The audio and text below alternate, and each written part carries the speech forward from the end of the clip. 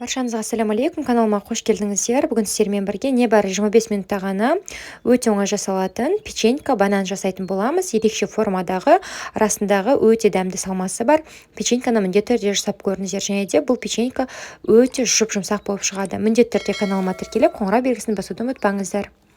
Ең бірінші алдын ала електен өткізіп алған ұнымызды саламыз. Кішкене тұз және де қопсытқыш салып, жақсылап тұрып үш қоспамыз араласқанға дейін араластырып аламыз. Ең бірінші міндетті түрде құрақ қоспаларды осылай жеке дайындап алыңыздар.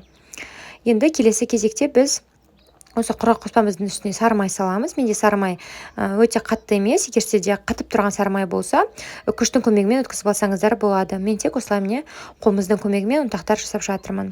Жақсылап тұрып, онымен бірге араластырып, ұнтақ болғанға дейін араластырамыз. Одан кейін үстіне жұмыртқаның сарысын саламыз, ағын алып қоямыз. Одан кейін қаймақ саламыз. Енді жақсылап тұрып осы барлық қоспамызды араластырамыз.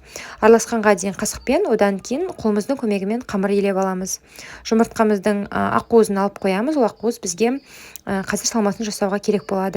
Міне біздің қамырымыз дайын, өте жұмсақ қамыр болуы керек. Қазір біз осы қамырмен жұмыс жасаймыз.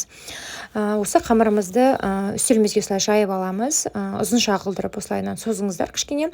Одан кейін осы қамырдың ортасынан теңге бір бөлікке бөлемін, және де әр бөлігін 5 бөлікке бөлшектеп шықтым. Егер сіздер кішкентай печенька болған қаласаңыздар, бұдан да көбірек қылып бөлсеңіздер болады.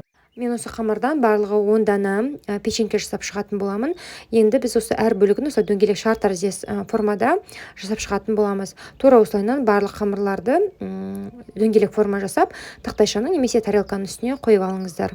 Міне барлық қамырларын жасап шықтым. Енді қазір тоңазытқышқа кем дегенде 30 минутқа қойып қоямыз. Оған дейін салмасын жасауға кірісеміз. Ұнтақтағыш, яғни измельчительға сүзбемізді саламыз. Мендегі дүкеннің 4 бұрышты сүзбесі. Келесі кезекте қант саламыз. Менде қоңыр қант, ақ қант қолдансаңыздар да болады. Жұмыртқаның ақуызы, сары май және де ұнымызды саламыз. Осы барлық қоспамызды жақсылап тұрып араласқанға дейін осы измельчителіміздің, яғни ұнтақтағышымыздың көмегімен араластырып аламыз. Біздің салмамыз дайын. Енді печенькаларымызды жасауға кірісеміз. Бізде банан печенькасының формасын жасау өте оңай болады. Қамырымызды жайып аламыз ең бірінші болғанға дейін. Бізде қамырымыз жұмсақ болғандықтан өте оңай және де тез жайылады. Енді қазір үстіне мен салмамызды саламыз. Салманы ұзынша қылдырып саласыздар бір жақ шетіне қарай. Одан кейін осылай міне жауып, шеттерін басып шығасыздар жақсылап. Ұштарын, шеттерін барлығын міне осылай жабыстырамыз. Күнделікті көріп жүрген банан сияқты болу үшін енді шеткі жақ бөліктерін тағы да 2-3 жерінен осылайынан міне шымшып шығамыз. Бананның сықтары шығу керек. Одан кейін какаоны алып, сызық жасаған жерлерімізге осылайынан қара қылып өтіп шығамыз. Сонда бізге бананға ұқсап қалады түрі. Міне қараңыздар, біздің банан печенькамыз дайын болды. Дәл бананнан айнымайды. Барлық қамырдан тура осы әдіс бойынша печенькалар жасап шығамыз. Алдын ала қызып тұрған пеште 180 градуста 25 минут пісіріп аламыз. Егер видео ұнаса, каналыма тіркеліп қоңырау белгісін басуды ұмытпаңыздар. Сол кезде каналыма жаңа шыққан рецепті алғаш болып көретін боласыздар. Келесі кездескенше. Ассалаумағалейкум.